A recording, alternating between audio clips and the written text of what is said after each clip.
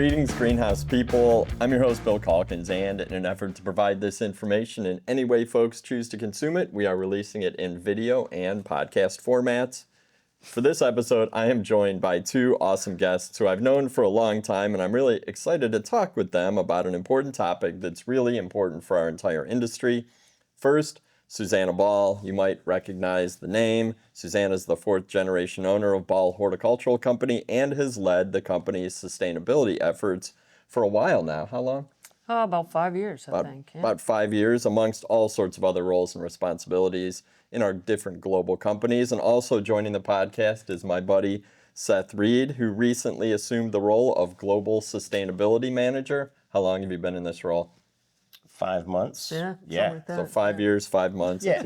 It's a good mix. It's good balance. And if you're a regular listener to the Tech On Demand podcast, you might remember that Seth and I had a discussion a couple months ago about the future of horticulture, and we solved all the industry's problems then, right? We did. And I was technically a sustainability manager then too. Oh yeah, I forgot. So, well, that's good. We'll take credit. We'll take sustainability credit. It's a great episode. Go back in the archives and check it out. But Susannah and Seth, welcome to the podcast. Thank you. Thank you. Thanks. Yeah, excited to be here. Our overarching discussion for this episode is about sustainability. And it's a term that I think can mean 100 different things to 100 different people, maybe 1,000 different things to 1,000 different people, which is why I titled this episode Do Better. And that's a term that I actually heard from Seth and Susannah when we were getting ready to record this, and I thought it was really apropos for the conversation. And as you're going to learn over the next half hour or 45 minutes, really every company, every division, every team, every person within an organization can impact sustainability in their own way, and the specific actions that you take are pretty much limitless. I could ramble on about why this is an important topic, but I think as host, I will let my esteemed guests give their spin on sustainability, and then we'll dive into a new report published by Ball called Sowing Sustainability, and why the company decided to release this and how the company's focused on this approach to people, community, and the planet for about a decade, probably a lot longer than that, and what the future could hold. So I'm interested in what the term sustainability means to you both, and as a sub-question, what it means to a 120-year-old multi-generational company. So I'm going to start with you, Susannah, and talk a little bit about what sustainability means to you and the company, and then hand the question off to Seth. Yeah, definitely. No, thanks, Bill. Thanks for having us on to talk about this topic. What does sustainability mean? I mean, like you say, it can mean a million things, but I think I like to just look at it at its most basic, right? Like it's right there in the name, sustainability, right? Like, can it be sustained, right? So when you think of it that way, I think it lines up super well with kind of like our long-term family, generational kind of mindset that we've always had, right? Because it really is about like doing things for the long term, not for the short term, kind of having that generational mindset like people talk about, right? Like I'm taking care of the planet for my kids, right? Like you're really trying to take that big long-term view. So I think it matches up really, really well with what we've already been doing for 120 years, right? Trying to have that long-term view, trying to make decisions for the future. So to me, it's a perfect match, right? Like it matches up exactly. Seth, what do you think? Yeah, and I think feeding off of what you said about that long-term side of it, I think about a decade ago, your mom, Anna, was talking about, she got on this kick about being resilient or anti-fragile. Maybe you remember that, right? So like, is it this idea that, you know, companies that are anti-fragile or more resilient are able to more quickly react to the changing environment or adverse conditions, right? So something major comes up, and if you're a resilient company, you can act quickly and you can change course, and you're not going to like lose business. And I think sustainability, it's sustainability or sustainable actions or strategies or initiatives help companies be more resilient. Right. So, you know, like water use, right? Using less water is a sustainable initiative, right? Trying to recapture your water, sustainable initiative. And but then, you know, if you have this major drought and your community can't use water, well, now it's allowing you to be a more resilient company because you're using less and you're a good steward to your community. And so that's, I think for me, is being more sustainable makes you more resilient, which then allows you to be more of a long-term company. Yeah. That makes sense. And what I noticed neither of you said was that sustainability is throwing a can into a green bin versus a blue bin, which I think is a really good way to frame what we're going to talk about today, because sustainability means a heck of a lot more than that. For sure. And what you guys mentioned definitely requires action from a lot of different pieces and parts of an organization. But I think it also requires a roadmap and a plan because, again, you're thinking long term. So, Seth, about a month ago, I was sitting in your office, and I remember this. You were talking. I was sort of paying attention. I was also looking over your shoulder at a big giant poster on the wall that had this list of sustainability options or just different elements of sustainability. And that was developed by United Nations, I think. Talk to us a little bit about that poster. Yeah, so obviously, sustainability and, has been a big topic globally for a long time. And back in 2015, the United Nations met, the General Assembly kind of really got together and developed these Sustainable Development Goals. And so there's 17 goals to really, I think you said like a roadmap, right? It gives companies and organizations around the world a blueprint, right? A similar blueprint and a similar language. And the 17 goals, like you said, like the recycling bin, whether it be blue or green or compost bin, there's a lot more to it than that. Right. There's a lot more than just solar and wind energy, right? So there's like decent work and making sure that you're providing better work conditions, for your staff and employees. And so that's a goal. No poverty, no hunger. Big picture goals. Right. Water management or wildlife, so there's like kind of big meaty goals, but there's 17 goals. So you don't have to just go for recycling or energy. You can pick a goal that aligns with your organization and what's the most meaningful for your staff and for your community. It makes a lot of sense. And when we were putting together the sustainability report at Ball, were those goals referenced? I think I saw them mentioned in the report, but so those are big picture, overarching goals that a company like Ball or really any of our listeners could pick and choose from, like you said. Makes sense. So, Susannah, how have these UN goals impacted the roadmap Ball established? And this might be a good time early on in the podcast to talk a little bit about some details, some specific examples of sustainability within the Ball companies. Maybe shout out a couple of the projects that stick out in your mind, and then Seth, you can jump in as well, because I know you've taken a overview look at some of the different projects around the world. Yeah, for sure. I mean, the UN goals, I think, worked perfectly for us as we were trying to set our own goals, right? Because, it is a global framework. So, right, sustainability looks a little bit different in different locations just because it's different, right? They might have different resources that are more scarce. You might be in a drought area versus a wet area, different things like that. So I think it was really helpful. It also expanded, I think, the view a little bit of sustainability. I think people tend to think very environmental, right? Like it's the trash in the rivers, it's the polar bears, it's the, it's like the very environmental stuff. But actually there's a huge sort of social and community aspect to sustainability, which I think the UN goals really capture. So that was a great way to just encompass that and then have something that all of our locations could be looking at the same thing, right? Like it's a common framework. So yeah, it's been super helpful. So the three big ones that we highlight are about climate action. So that's carbon footprint reduction. So I kind of think of that as like our overarching kind of duty as a like being on the planet, right?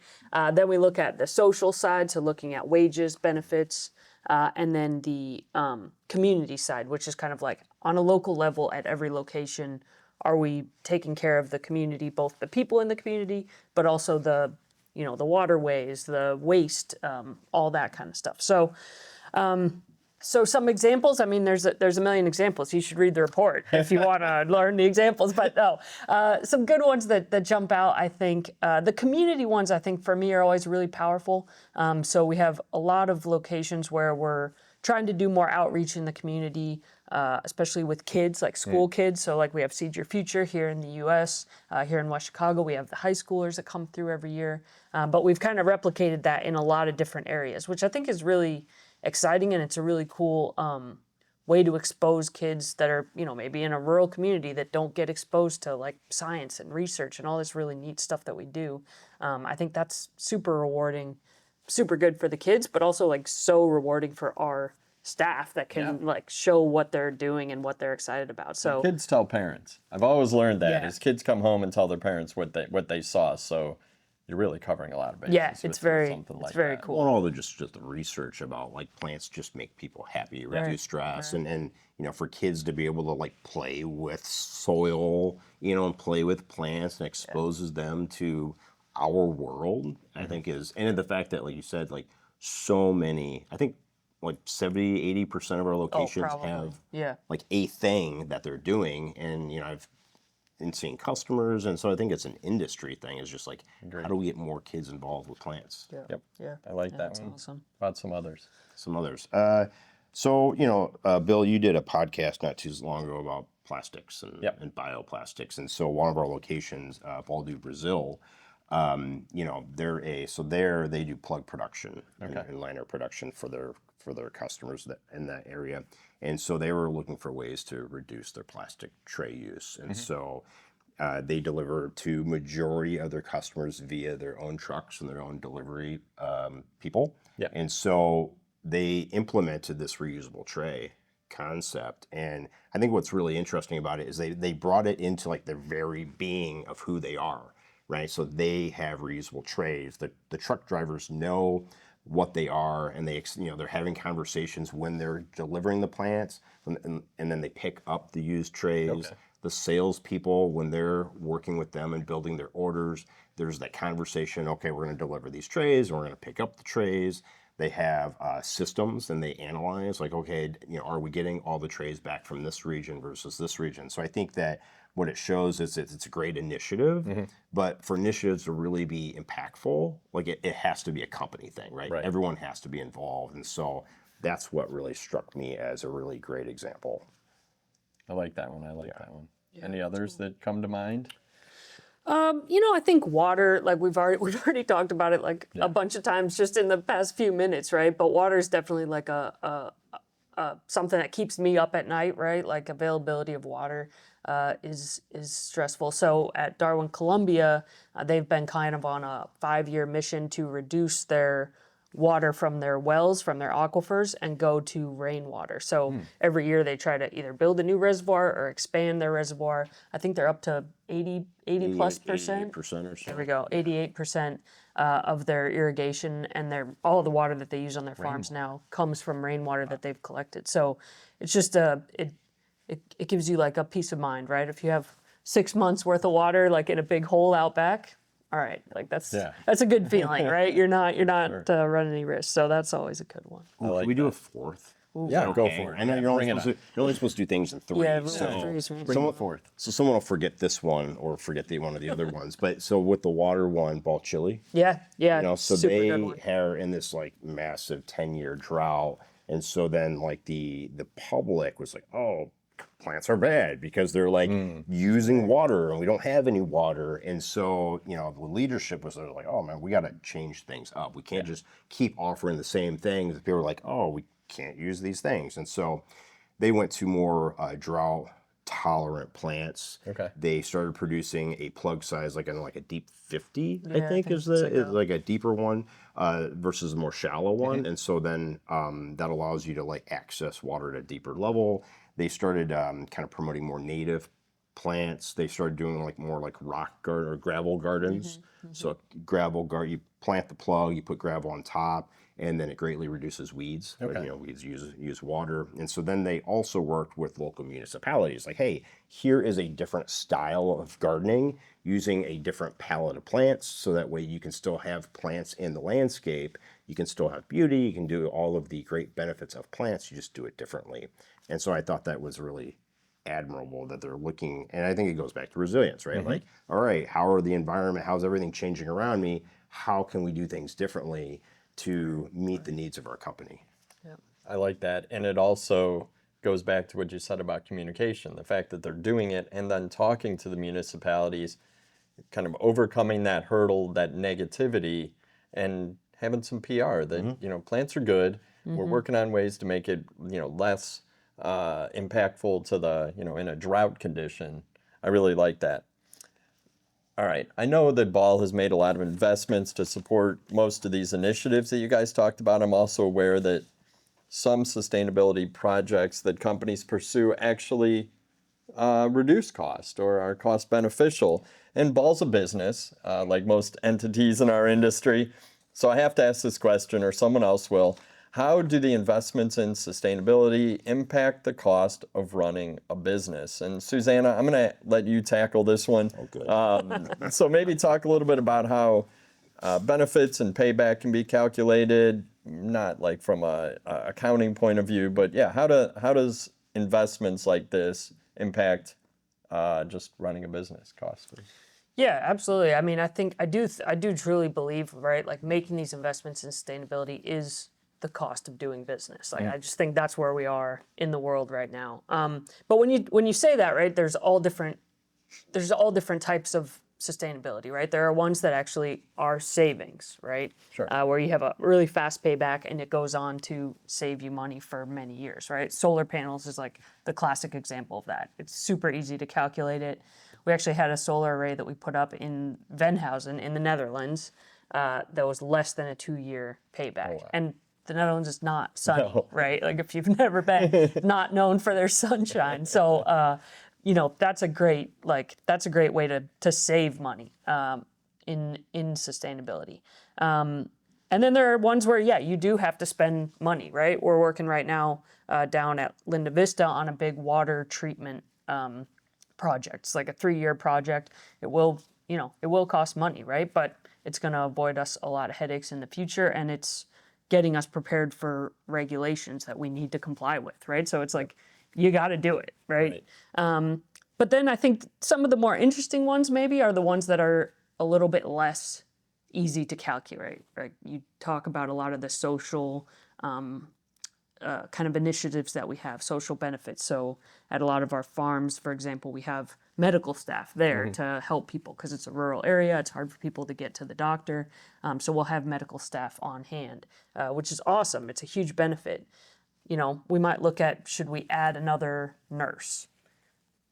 That's a little harder to look at a payback, right? But you got to imagine that that's going to make it a better place for people to work. They're going to stay. Your turnover is going to go down. Your training costs are going to go down. Your onboarding costs are going to go down.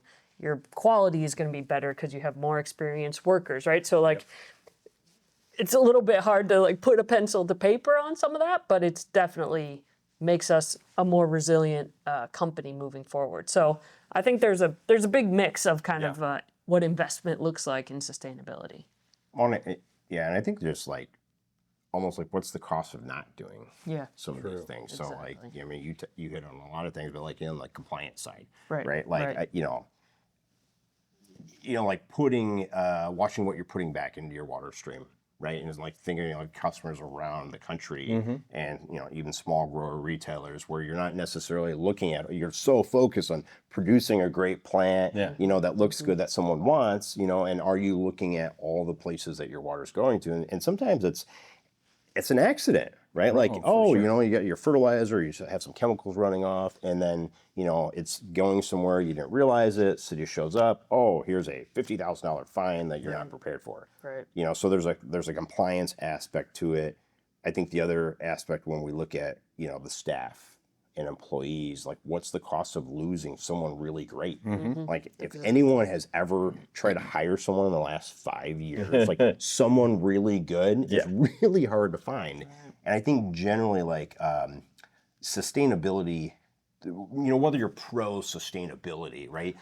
It's just about doing better and it's doing good, and people feel good about it, right? If you're being a good steward to your community and you're reducing your water use or reducing your plastic or finding ways to help your staff and community, people are going to feel better, and it's going to be more aligned as a company to their staff. One thing we look at, because we're pretty large footprint here in West Chicago, and we have a lot of people doing a lot of different things, is recruiting is challenging. And so a recent report from Deloitte put out that 70% of Gen Z and millennial potential employees will make decisions based on how that company's ethics and environmental practices align with like how they are as a person. Right. So I think it's, going back to like, if you're not doing these things, you're not preparing for the future for being aligned with your staff. So it benefits your labor acquisition. It benefits it heads off regulations that are probably coming more quickly than most people think. So it is definitely a good long-term approach. And I do appreciate you guys for addressing that topic head on. And I know the listeners are going to appreciate it too. Speaking, and you talked a little bit about it, Seth, all these different businesses in our industry, it's kind of the beauty of our industry, in my opinion. Taking steps toward a better and more sustainable future requires teamwork. And you guys asked me before we recorded, like, what am I most excited about getting out of this podcast? And this really is that it is a team approach. It's not just top down. It's not just one person within a company that's passionate about this. It really does require teamwork. Can't be done by one single person. Susannah, I'm interested if you can cite some examples of teamwork that have resulted in some of these exciting new initiatives or projects, just ways that groups have gotten involved at Ball, and then maybe how that can translate to other businesses and folks listening to this podcast. Yeah, absolutely. I mean, it sounds kind of annoying to say maybe, but like literally every single accomplishment that we've made has been the result of teamwork. So one of the things we did very early on is we set up green teams at every location. So really kind of trying to like empower the people on the ground, like the people at every site around the world, to think about like what's important to you, what's important in your area, what's important to your company, because that's going to look different for everyone, right? And if it's important, then you'll probably work on it more, right? Like, who am I to tell you what to do? You figure it out, right? So I think that those teams have been super powerful and like just super, really the ones that have driven almost every initiative that you'll read about in the report. So that's really good. But then the next challenge, right, is then how do you get those teams working together? So that's been a big focus that we've put in the past 5 years, is on kind of that internal communication. So we have a newsletter, like an internal newsletter that goes out every month or 10 times a year, I think, something like that. We try to hold a summit every year or twice a year where we get all those teams on one call and just kind of show examples. So just really trying to get that communication between locations, which I think is really, really important. Can I jump in a little bit on the green team? Yeah. So I think that, especially thinking about, a lot of our Ball customers, like grower retailers around North America, is, having a green team made up of like different people in your organization, right? So like if you're a small business, you're like, hey, thinking that, maybe we could, look at some different ways to be more sustainable. Who wants to meet for coffee? Like Thursday morning maybe you do an hour before you open up. Like I'm just thinking of a retail. I spend a lot of time at retail, right? So like if you open up at 8 o'clock, we'll meet at 7. Owner brings in donuts and coffee, right? And you get someone from customer service and maybe from accounting. And you get some different people just talking about like, hey, what might we do? It's not like what you're gonna do, definitely. But you kind of come up with a list. You talk about it like once a month. And, then by having different people from different parts of the company with different expertise and different knowledge, so that way when you're trying to tackle something, you're coming at it from a lot of different angles, which is super important because you need a lot of different viewpoints to solve complex issues. And different people are going to be passionate about different things, which creates that buy-in. It's not one person sitting in an office telling you what to do. It's not Susannah in West Chicago telling the folks in Brazil what to do, what's important to them. That doesn't work. Exactly. Well, it's very much like you're not doing top down, right? You're not like, no one can use any more plastic bags. Like, you're not going to do it, right? It's like you're empowering your team to come up with ideas, and then you're saying, hey, what can we do together? And so it's like really kind of bottom up, and then through that you're creating better engagement with your team, right? You're giving them a voice. They're going to feel more loyal. Like my boss cares about me and is giving me a chance to do better, Right. for our community. No, I like that. And then you don't have to be the expert too, right? Because I think a lot of people get sort of nervous about sustainability, like, well, I don't really know, like, I don't know what I should be doing. Like, guaranteed there's someone in your organization that is super passionate on their own time and like has ideas already about what you could be doing. So just like, giving them that opportunity to talk and show that you're interested and want to start taking steps is huge. So you're saying, like, if you're not an expert, you just have to be willing to do something. Yeah, and willing to listen and like, try new things for sure. Yeah. And you'll have someone in your organization who's passionate about a community cause too, that you can then align with, and that creates even more internal buy-in, and can expose people within your organization or your business to what's, different things that are going on in the community they might not even be aware of. So no, I really like that.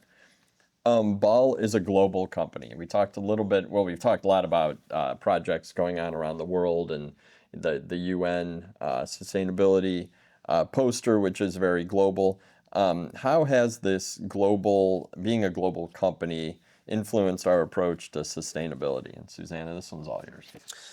Yeah, I mean, I think we're massively lucky, right, that we have this global reach, because it does, like, it gives us such a richer mindset when we think about these sustainability topics. Because every geography has a different thing that they're dealing with, whether it's a law, right? Like you look at the EU, they have much stricter limits on chemical usage and stuff like that. So like they're kind of already working on stuff that we might not need to work on for 10 years or something.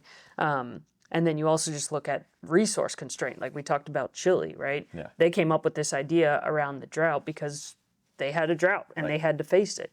So now that's kind of a playbook for other locations that might be starting to experience more drought. So just kind of having that web of different challenges that people have overcome, I think is really powerful. But it also means we have to facilitate that communication, right? Because it can also be like, oh, did you know Chile's doing this thing? Oh, wow, I hadn't heard about it, right? Sure.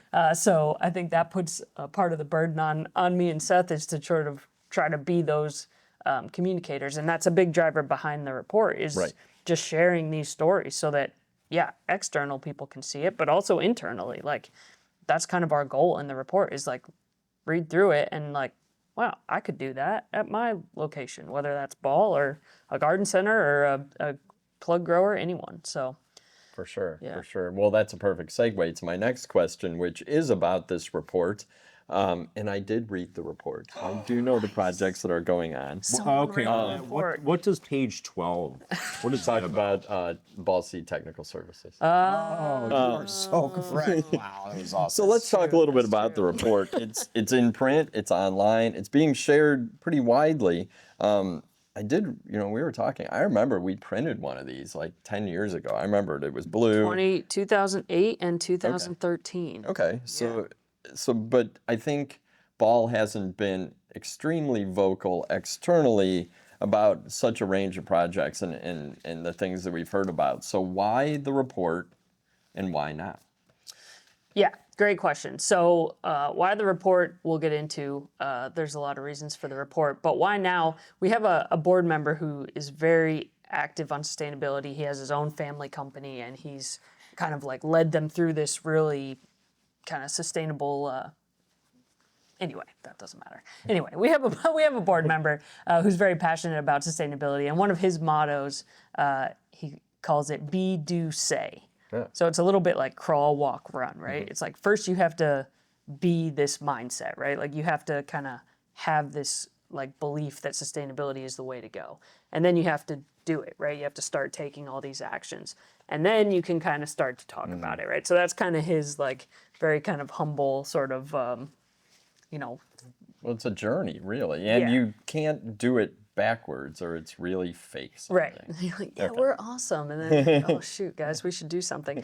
So that was kind of like the reason for kind of taking our time. We really wanted to sort of have our own like feel confident about our internal actions before we started to go out there and talk about it. But on the flip side, we have to be out there talking about it, right? We have to start to raise this as an industry issue, because I do think, like you said, like it'll be here before we know it, some of these things. So Well, and just like you said, like just the communication, like so internally and externally, we've been doing these things for the last, well, we kind of set the goals 5 years ago. right.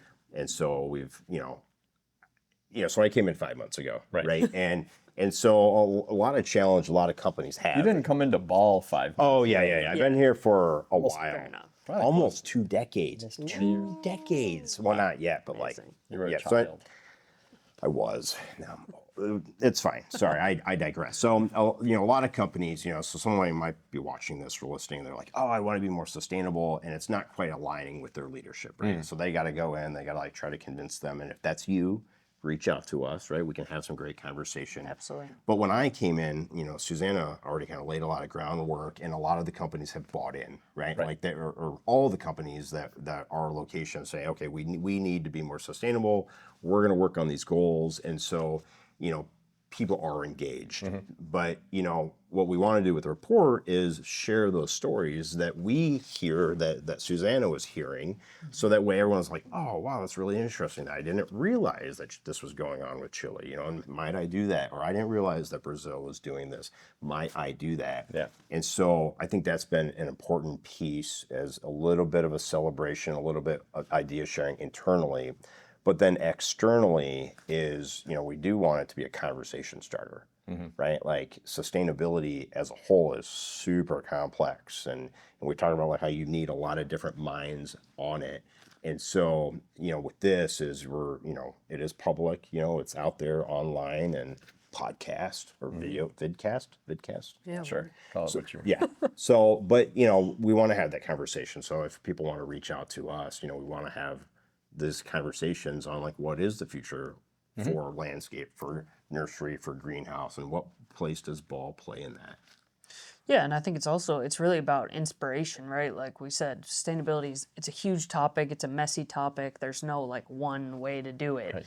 So the more I know when I started 5 years ago, I wasn't a sustainability expert, right? So what did I do? I just went out and saw what other companies were doing, right? Like what are they up to? Like Trex we talked about before the thing, right? Like what are different companies doing on sustainability? And then you go through, and some of it, I'm like, well, we could never do that. And some of it, you're like, wow, that's a cool idea.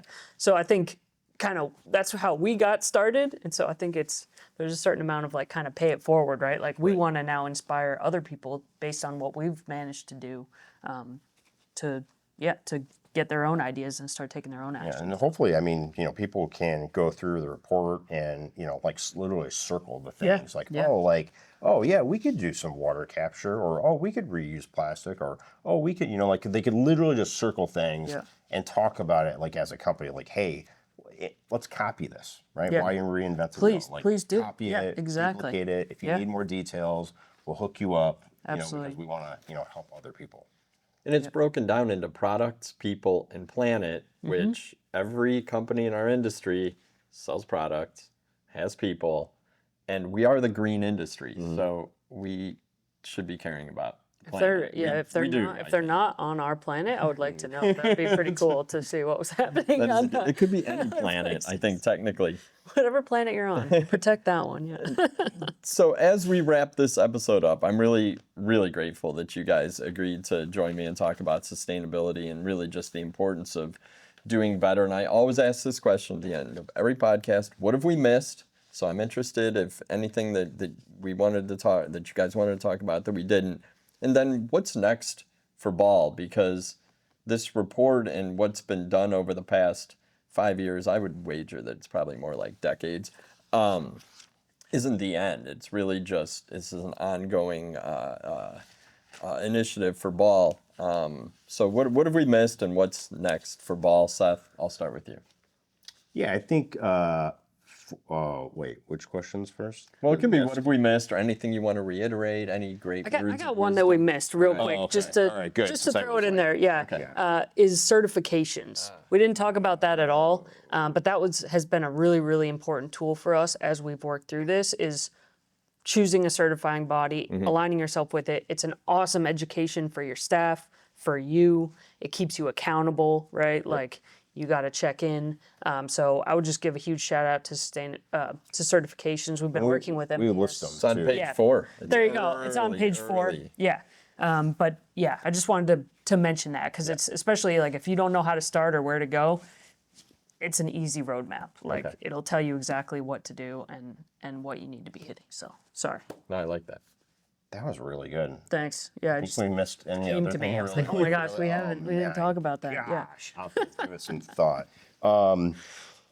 Yeah, so maybe like a what next? Yeah. Which kind of goes into something slightly we missed yet too. Okay, so so certifications are important. And the other kind of aspect that Susannah really kind of taught me early on 5 months ago was that is tracking, collecting data, knowing what you're doing now, Right. to create a baseline. So I already use water as an example, right? Like you need to know how much water are you using to create that baseline, and then if you make any changes, like is your changes making an impact? Right. Measure against the baseline. Yeah, yeah. So let's change our nozzles. Okay, you look at it a couple months, doesn't have an impact. We are using booms instead of watering wands, right? And so I think tracking is really important. And so one of the things that's what's next for Ball is we're looking at ways to bring, because we have all these locations, and so it's a lot of data. It's a bit more segmented that we want. And so we want to